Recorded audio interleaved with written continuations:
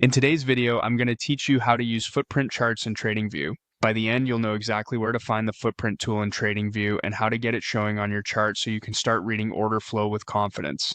Start by opening TradingView in your web browser and loading the chart you want to analyze. Any market and time frame will work. Make sure you're on a standard chart view so you can clearly add and see indicators. If you use a layout with multiple panes, focus on one chart to keep things simple while you set this up. At the top of the chart, look for the Indicators button. This opens TradingView's indicator library, which includes built-in tools and community scripts.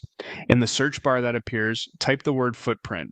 You may see results labeled footprint or with similar wording, depending on your plan and which scripts you've favorited before. The built-in versions are typically the most stable starting point, while community versions can add variations. If you see multiple options, choose the one simply named Footprint to follow along. Click the footprint result, and TradingView will immediately add it to your active chart. There's nothing else you need to do to enable it. You'll notice the candles now display numbers or clusters at each price level within a bar. Those values typically represent executed volume on the bid and the ask, often shown as bid x ask. This lets you see where buyers were aggressive, where sellers dominated, and where the market traded most heavily inside each candle.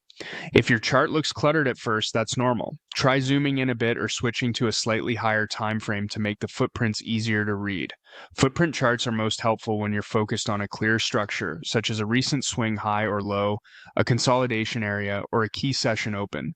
Look for imbalances where one side traded significantly more volume than the other at a specific price, as well as high volume nodes inside a bar that can act like micro support or resistance. Keep in mind that some order flow features on TradingView may require a paid plan or specific data subscriptions for the most accurate tick-by-tick information. If you don't see the exact footprint option you expect, it's usually a plan or data access difference rather than a setup issue. That's all there is to adding the footprint to your chart. From here, you can continue analyzing price action with the added context of where trades actually occurred, helping you refine entries, exits, and risk management.